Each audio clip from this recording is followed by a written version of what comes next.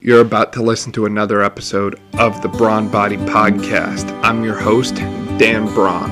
I founded Brawn Body Training Holistics in 2019, and we started the Brawn Body Podcast in March of 2020. Since then, we've released over 100 podcast episodes about various topics relating to training, nutrition, lifestyle, mental health, and so much more. We've been fortunate enough to have amazing guests on the show who range from doctors in physical therapy, chiropractics, nutrition experts, strength and conditioning specialists, and so much more. This podcast is your new one-stop shop for motivational content, health and fitness content, training advice, insight, and wisdom that you can get nowhere else. Welcome to the Brawn Body Podcast. Thank you for joining us. Enjoy the show. In this episode of the Brawn Body Podcast, I'm joined by a longtime friend of mine, William Rupakus, and we're going to be discussing his personal health and fitness journey and his own kind of training style that he's developed throughout the years that kind of blends a lot of different things: calisthenics, CrossFit, Olympic lifting, and so much more. I'm really excited to bring you this amazing episode, and I'm really thankful for William's time that he contributed to the show. This episode and all of our episodes are brought to you by CTM Band, founded by Dr. Kyle Bowling. You can click the link below to get 10% off your purchase at CTM Band's website. I'm going to turn it over to one more sponsor for a quick word before we start the show. William, welcome to the show. Excited to have you, man. I'm excited to be here. So you and I have kind of known each other for quite a while, but we haven't actually caught up in what feels like years and years. It's kind of crazy. And from what I remember, we played soccer together. We were doing a lot of running, a lot of cardio. Neither of us were what we consider like gym rats or gym junkies or anything like that. Now, clearly something's changed for both of us along the course of the past, 8 years or so. So for yourself, what's kind of pushed you along that kind of personal journey, pushed you into your health and fitness journey? And has there been anything that's kind of stood in your way or blocked your progress? Yeah. So when I first started doing everything CrossFit, it was I had a friend that was doing it and I was really interested. And it was, by the time I got into it, I was done playing soccer. So I needed something that kind of was relatable to that. So that's where CrossFit came in. And I've probably at this point been doing it for 5 or 6 years. And I've been coaching it for about 4 years. So I've had my it's still pretty young into the industry, but coaching wise. But within that, I've learned so much about talking to people and just me developing myself and how I coach. It's just everything has grown. Even in the past couple of months, it's kind of taken over that role of the desire to own my own business and kind of open up my own thing. Whether it's CrossFit related, it might not be, but I've noticed that going through this type of profession, it's one of those things that you're either kind of all in or you got to kind of be all in. Yeah. If you're not all in, you're going to not really, if you're talking to someone else, they'll kind of notice that. So I've noticed that when I'm talking to people, it's very easy for me to kind of understand them. And if I'm not that way, then it's I've already lost someone's interest. So throughout this journey, it was in high school, I would say I was not the person that could talk. So I wasn't the person that went out to social gatherings and talked. But now in the gym, I'm talking to 20 people at a time, sometimes 30 people at a time. And it's just completely changed my outlook and what I can do, whether it be talking to someone new, even talking to you, which is 9 years later after the last time I had seen you. It's kind of you want that ability to just pick up where you kind of left off. Yep. And that's what I've noticed is I don't want to act like is the first time I've ever met you in like 10 years. Because then you already like, it's just a weird vibe. It's like, just rather like we've been friends for the whole time and we're just like getting back together. That's how I want to be. But like, as for something that kind of like was blocking my progress or something that was like happened to me was I was at school. I think it was like my last year at school, and my friend was doing a study, and it was like, I forget what the study was specifically about, but you had to max test your back squat, and then throughout like a 9-week period, you had to keep going to him once a week, and you would do like a series of squatting and a series of benching, and something happened within that time frame where I felt something in my back, like kind of like not give, but like there was something nagging going on. Mm-hmm. And then when probably like a whole year of just like laying low, not doing anything that's going to aggravate it, just focusing on everything else that I could do at the time. And when I came back to the gym, it was just doing some back squatting. I was doing like 1 1/4 squats, and it was only based off percentages I've hit in the past, would have been like 50 or 60% of what I hit. So not like super heavy, but I did it, and I was on my last set, and my back just like blew out. So like to the point where I felt it throughout my whole body, couldn't stand up for like 45 minutes because I couldn't move my legs, had to have people help me out to the car. So that's like, I look at it as something that like at the time blocked my progress, but it also allowed me to become more relatable to someone else. Right. So like, I didn't take the time to kind of go get it checked out. I just knew with like my experience was just kind of like work around it, do what I can in other areas. And then eventually, like if it's something really serious, it's not going to kind of like heal, or it'll take a lot longer. But it slowly started to get better, so I knew it was improving. But I knew like after that point, it really was like a huge setback of like, I don't really need to kind of like go super hard every single day, like work out 4 or 5 hours a day. And so that's where like, that was something that was like very detrimental, because I was still wanting to compete and like go to competitions and compete against other people. But then that made me get to the point where like I couldn't talk to people that way. Not saying that you want to do that anyways, but it was like this huge life-changing thing where I was like, yeah, I don't really want to just like, I want to be more at a point where I feel very fit and I'm like still able to move my body versus like pushing myself to the limits. Yep. So that's where I kind of at now, which is like, that was like the biggest thing that happened. I think that was the only thing that I can think of right now that was like something that blocked me at the time, but I'm still coaching. Right. And it kind of like, now I still have like issues here and there where I feel it, but it's more of like just knowing that it's kind of always going to be there. Yep. And then it's going to where I'm comfortable versus like trying to just max out all the time. So that's where I'm at now. Right. And I take away a couple big things from everything you just said.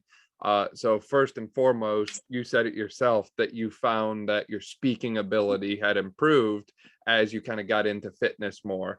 And that's something I've noticed with a lot of people. Once they start physically training their body and working out, the confidence kind of grows in things that they haven't really thought about. And they go out and they start doing things they haven't done before, because every day they're in the gym, they're doing something they haven't done before, right?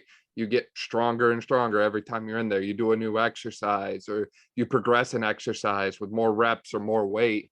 And you start to see every single day that you can mentally do more than you ever thought you could before. And I think that's a very powerful thing for everyone. And two, you were talking about that kind of back pain, back injury that you had. And a lot of people would just throw in the towel right there, right? A lot of people would just say, look, my back hurts. This is really bad. It's not something like, I don't know what's going on. I need to get it checked out. And then the next thing you know, they're in the doctors, and then they're getting imaging, and then they're seeing a specialist. and then they kind of embody their diagnosis. We see it all the time. And it's unfortunate because it doesn't have to be like that. Just because something hurts doesn't mean that you need to, drop 5-10 grand on medical bills or get life-changing surgeries or anything like that.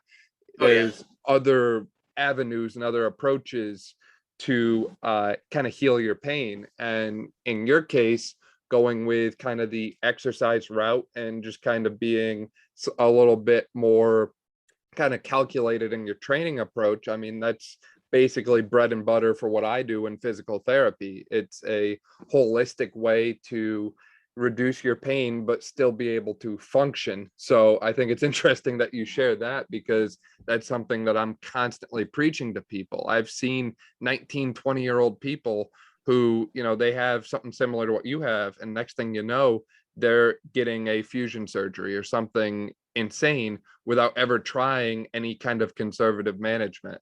So Yeah. it's wild to me how common this is becoming and how few people kind of take the avenue that you do. I like to think that you chose to take the harder road in this case, but I think you would agree that it's definitely been worthwhile for you anyways. Oh yeah. And it's like, even now today, it's still always in my mind that like that could potentially happen again. But I'm at a point where there was a time last year where I was back to that competing type of mindset and I was pushing myself every single day. But then I hit a point where it's like, one, I didn't want to I have a lot of other things that I want to do, and I didn't want to kind of be in the gym all day long to take away from that part. So I knew with my training now, as long as I go in the gym and I really enjoy what I'm doing, that's the biggest thing. So I just want to be at a point where I still enjoy working out versus it feeling kind of like a burden that I have to do it every single day. For sure. So, and I like how you said that you find enjoyment in your training. It's something that you like to do. It's something that you look forward to every day. It's not something that you're like, oh, I have to do that. It's something that you look at and you say, wow, I get to do that today. Like, you're excited about it. And I think that's something that everyone should look for in their training.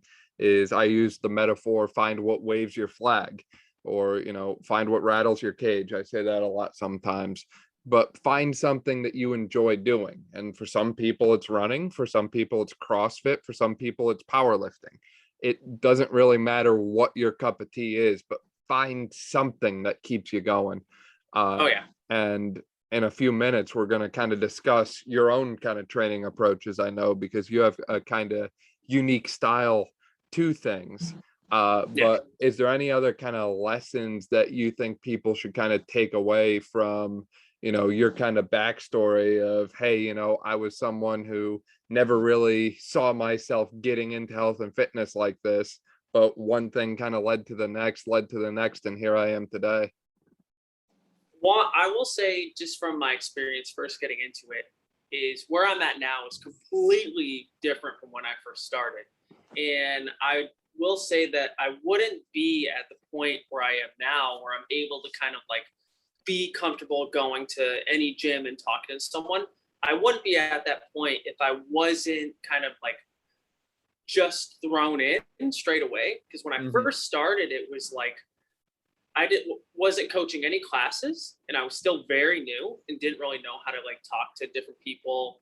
And when I first started coaching, the owner of that CrossFit gym I was at left, and I took all of his classes. So I went from coaching nothing to 10 classes, varying from 5:30 in the morning to closing at night. And that is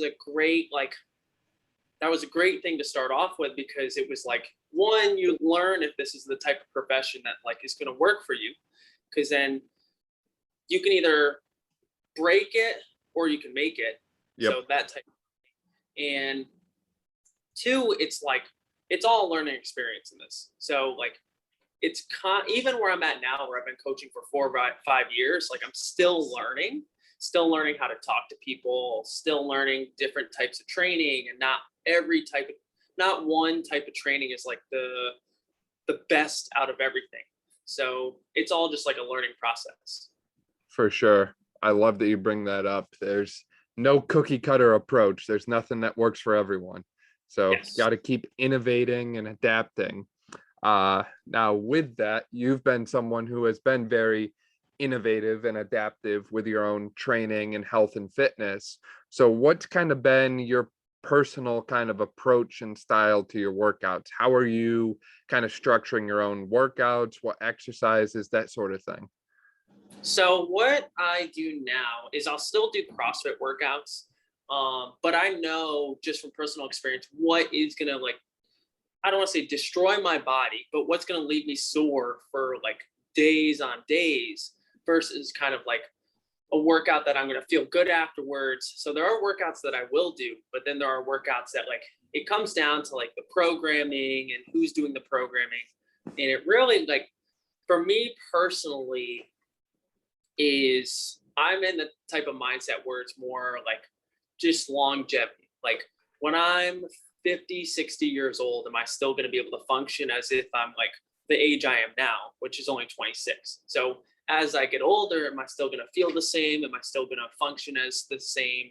And that's where like me going to the extent of like injuring my back was a good opener to that. Whereas I'm like, why am I going to go push myself this far when I could just like do what I like to do and still get the same outcomes?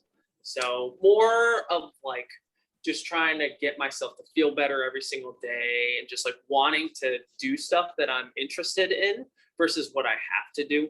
So, I mean, I know what is going to help me also with like the background of exercise.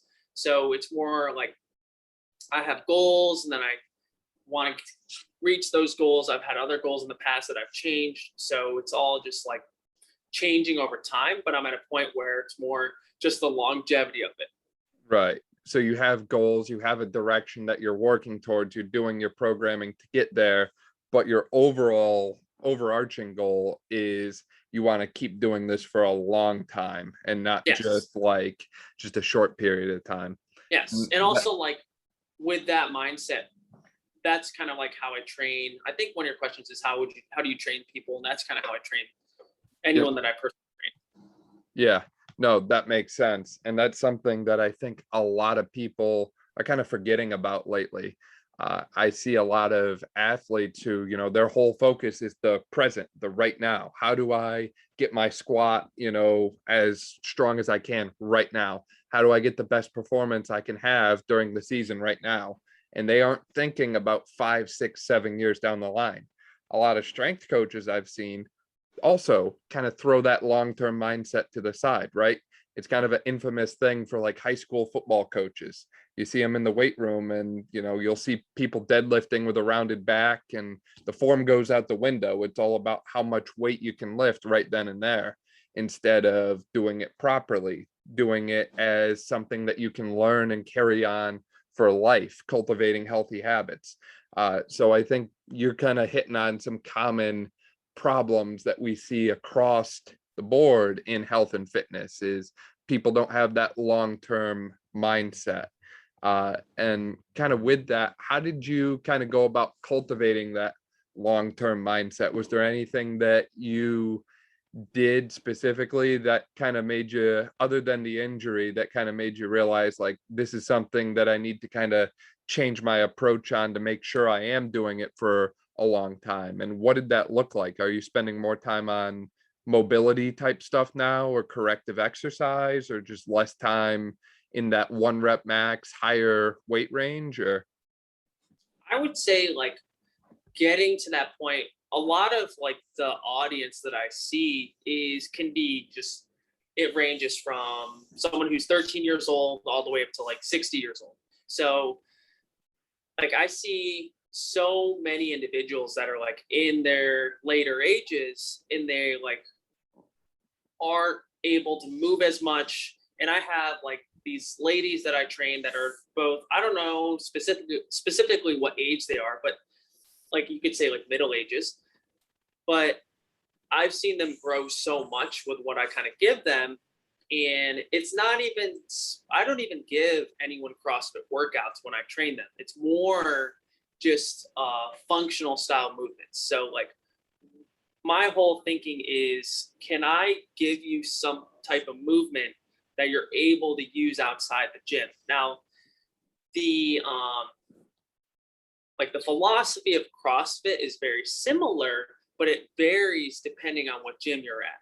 So you can go to one gym and get a certain workout, and you can go to another gym that's completely different. And that's a lot of gyms are like that, but it's just their overall goal.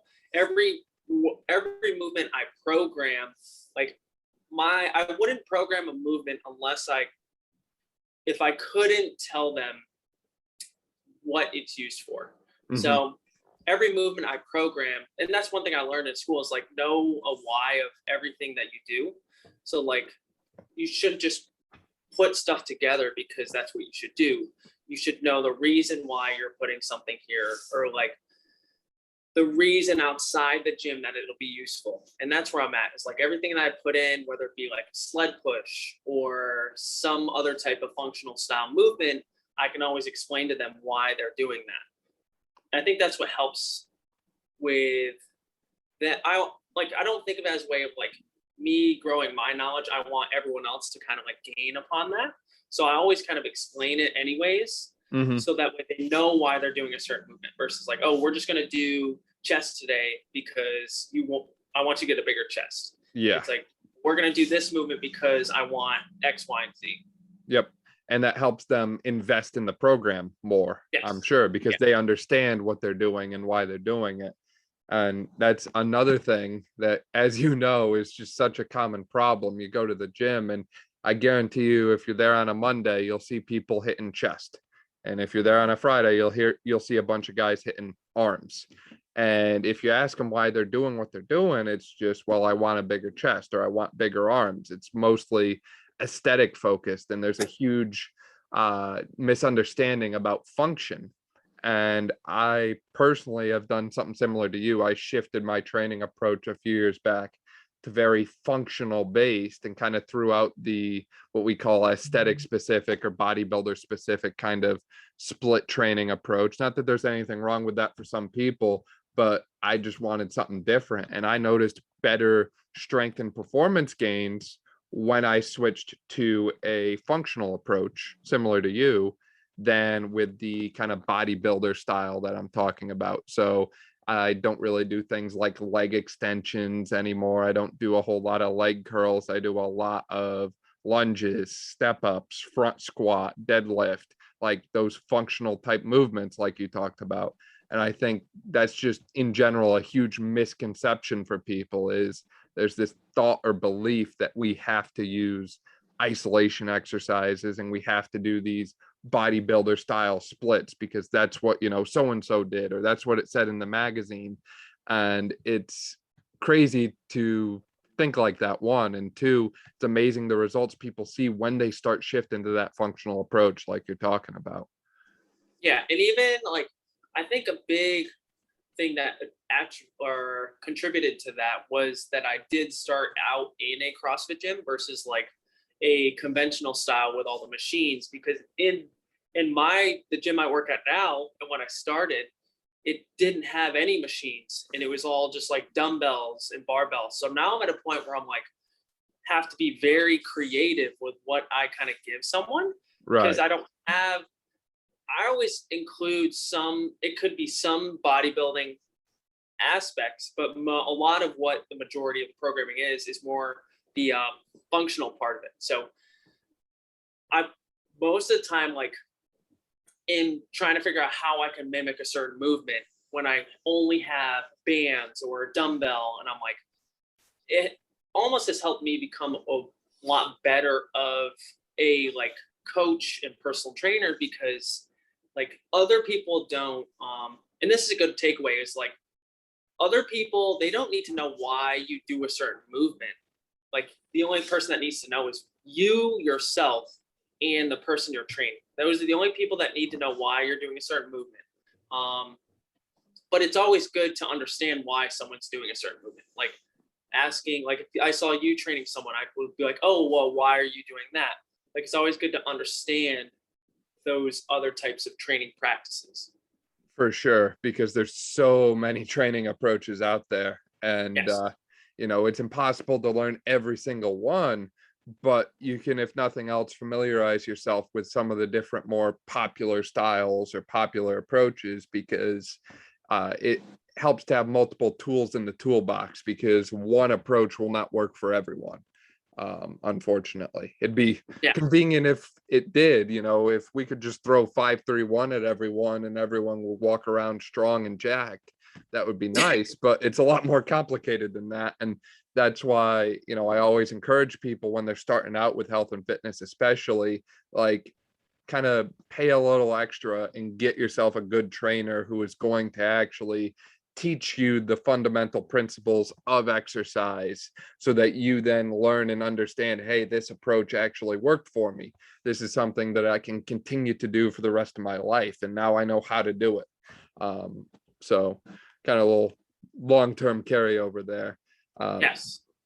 Now with that, thinking about long-term carryover, training is great, but training is nothing without what goes on in the kitchen. Obviously, you can't outwork a bad diet. Seems like a very cliche kind of thing to say, but do you yourself use any kind of specific nutritional approach or anything like that?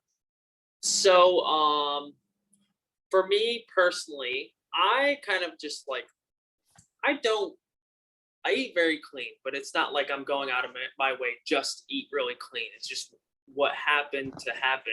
So a lot of what my meals consist of is like, I don't eat a ton of vegetables. That's the only problem. That I eat a lot of like rice and protein. The kind of start of this was a while back after like last year. I went. I was like eating what I normally eat. And I started to get these like stomach pains or like nausea after eating something, and I was like, didn't know what it was. So I got to a point where I was just like cutting things out, seeing what worked best. So that's what started everything, was just like literally going to like plain everything, because I didn't know what was going to kind of hurt, what wasn't. So it was like just rice and meat and vegetables. And so after a while, I got to a point where I was like, I used to eat a lot of eggs, and I came home from the gym, ate just eggs. And after I had like 2 eggs and then I cooked them, I got this like literally what felt like my stomach was going to explode. So with like went to urgent care and told them all my symptoms and everything. They're like, yeah, you have a like stomach ulcer. So after that, I was just like, okay, like I could go to the specialist and they could give me some like pills and everything, or I can just like literally cut whatever I can out, just eat super clean. And finally came to the like determination that it was the eggs causing the issue. So now when I get up, it's like I don't eat like an actual breakfast. I have a protein shake, which is like plant-based. I can only do plant-based protein or some like whey protein, not all of it, or else I'll still get like bloated or nausea. So I just do plant-based. And the rest of my meals, like how it's set up, is sometimes I have a protein shake and then maybe 2 protein bars from 4 o'clock till 12.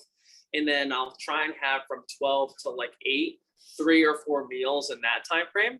Yep. So that's kind of how like my diet's set up. Right. And that's what works best for me. Yeah, exactly. And that's what it's all about. Find what works best for you.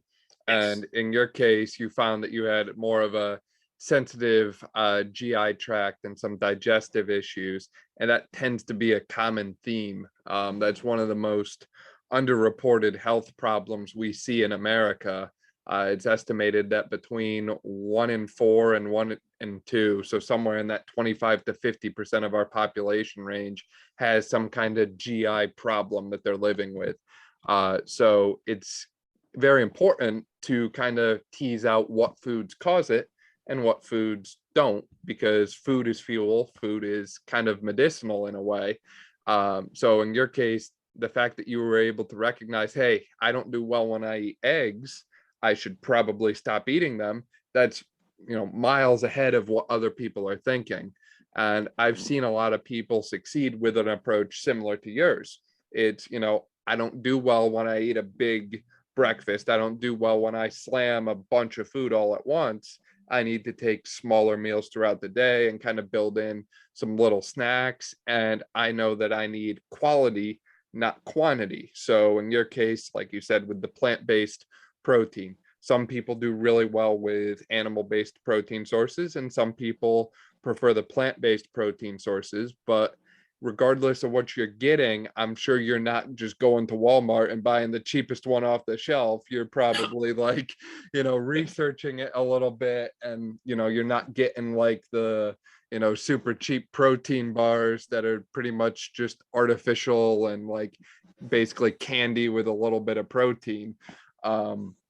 So I like the focus on things like quality, things like timing, and what works for you. It's very customizable and individualized. And I think that self-experimentation approach to nutrition is something that we really need to encourage more, because like you said, you could have just went the medicinal route, but that never really attacks the root cause of the issue. That's not to say that the issue wouldn't have come back in the near future if you didn't change anything. Yeah, and I still kind of like here and there will eat something that does have some eggs. And I don't think at this point, like, it impacts my life as much as it did like a year ago. Right. But now, right now, my mindset is like, it impacted me that much back then, and I've already cut it out. And I've only kind of at this point seen improvements. So there's no point in me kind of like reincorporating it back in. So just stick to what I've been doing for like the past couple months. Exactly. If it's not broke, no reason to fix it, right? Yeah. That's a tough lesson for people to learn sometimes, especially us as trainers. I feel like we kind of get exposed to all these different knowledge pieces and training approaches and all these different things. And we get excited sometimes, and it's always like, wow, I could switch this up, I could change this up. We kind of become addicted to change sometimes, and we kind of forget that we can just stay the course and stick with what works and continue to get results. I see this a lot with people in the gym. Is they'll do a different workout every day, which, again, there's nothing wrong with that. That's fun, that's different, it's exciting. But you can't abandon the staple things, right? Like, you can't just do a workout of mostly squats one day and then not squat again for 2 weeks. You have to keep some elements of your routine consistent. Yes. So I think there's a lot to be said about just the value of staying the course with what you're doing. Find what works, and then once you find it, stick with it, because you've done all the hard work. You just got to stay the course. Yeah, and what I've noticed with like anyone that I've trained is that's what works best. And CrossFit itself is like, it's constantly varied functional movements. So you can have one every day is something different. So that's why where like what I give someone that I train, it's movements that are functional, but it's not different every time or every week that I see them. Like, what they get for one session is whether I do those movements for 4 weeks or 5 weeks. It really depends on the time frame. But each week they'll grow upon what I've given them the week prior. So it's like whether the reps change or the sets change, weight changes, like they can at least see progress Right. doing it that way, which is kind of like going back to your fundamentals anyways.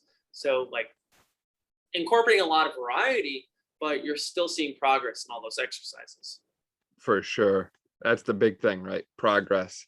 And talking about that variety while balancing consistency and still seeing progress, I mean, that's kind of your own unique training approach that leads you to get those things.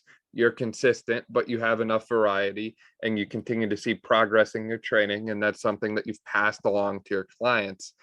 How do you recommend someone else kind of go about kind of developing their own approach to training, nutrition, kind of life in general as it comes to health and fitness?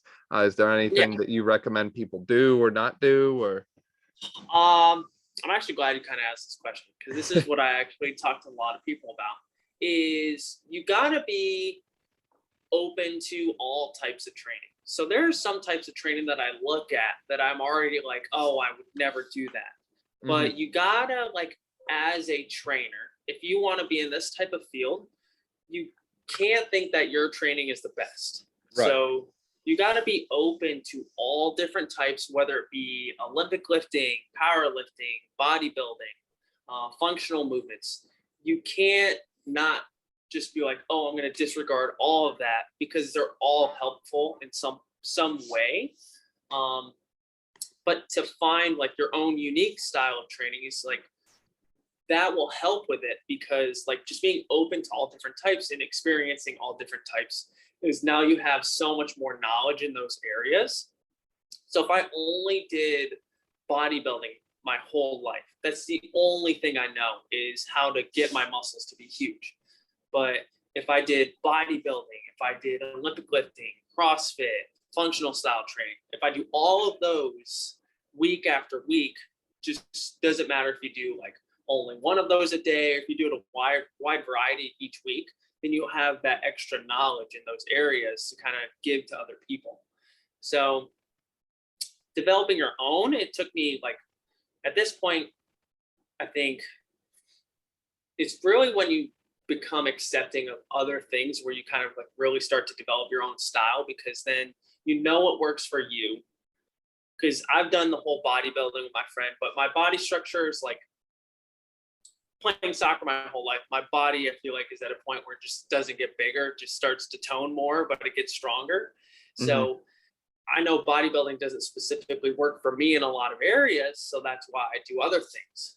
But if bodybuilding works for someone else, then that's fine for them. Exactly. You just got to be open to all styles. Yeah, that's a big problem I see a lot of people have. I think it's called the Dunning-Kruger effect. One of my other friends, we've had him on the show a couple times, Eric, he is very big and passionate about that. Basically, a lot of people have this kind of concept that they know everything, when in reality they know almost nothing about a topic. Yes. And until they kind of try it and get into it, they don't realize how little they actually know. And you mentioned Olympic weightlifting. That's a perfect example for someone like myself. Is I do things like front squats, but you never see me do a clean and jerk or a snatch, because I haven't trained the neuromuscular movement pattern and coordination to be able to do something like that. And that's something that I know is a weak area for me. And I know I need to address it and spend more time kind of attacking that weak point. But I'm aware of my own flaws. It's not something that I'm just going to kind of brush under the rug. And, you know, with that too, like we talked about before, the quality, do it right. Don't just go in there and attempt something like a clean and jerk or a snatch if you don't have the ability to do simple things first, like break down the movement. For all of those movements, you need to be able to do a squat. If you can't squat properly, you probably should not try and do a weighted overhead squat with, 135 pounds or something like that. So it's great analogies, and kind of just circling back to what we talked about before.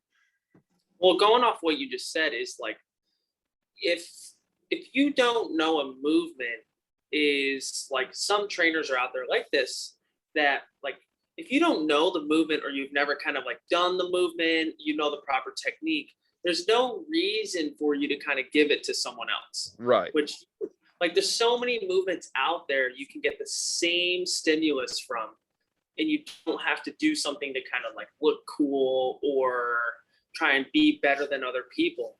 Because there's a lot of movements that like I do, and like my style of training is completely different than the other trainers at where I'm currently. So, but what I put for like the individuals I'm training is like, I just know why I'm doing those movements, and that's what works best. So like, I'm glad you brought that up, is like, you don't know certain movements, but you can like, you want to work in certain areas to kind of like improve those areas. Like, it's good to know all types of areas, but there's a lot of movements that I don't know. Mm-hmm. But it's trying your best to understand those areas that you don't know, whether it be like doing the movements or talking to someone that has done the movements for their whole life. It's just like gaining that extra knowledge. rather than just kind of like pulling it out of your, I don't want to say like ass, but like pulling out of your ass and trying to like in front of that person. Right. Exactly. Always, if you don't know, I like to say, be accountable about it. Say, I don't know, but I'm going to learn, or I know someone who does, so we're going to go talk to that person. That's something I do a lot, both as a trainer and in physical therapy, because like we just said, it's impossible to know everything. I'll give a quick example. I had a patient that was having pelvic health problems. I am not a pelvic health expert by any means. That's kind of where I tap out and say, like, this is out of my wheelhouse. Here's some people you can talk to about what you're currently experiencing that will help you with problems like incontinence.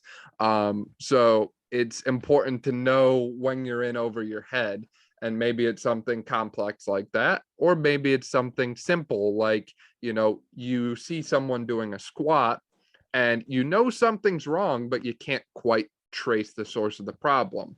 Like, say they're doing a squat, their knees caving in, but you can't quite figure out, is it because they don't have enough hip movement? Is it a lack of core stability? Is it a lack of ankle mobility? You can't quite figure out the root cause of the problem.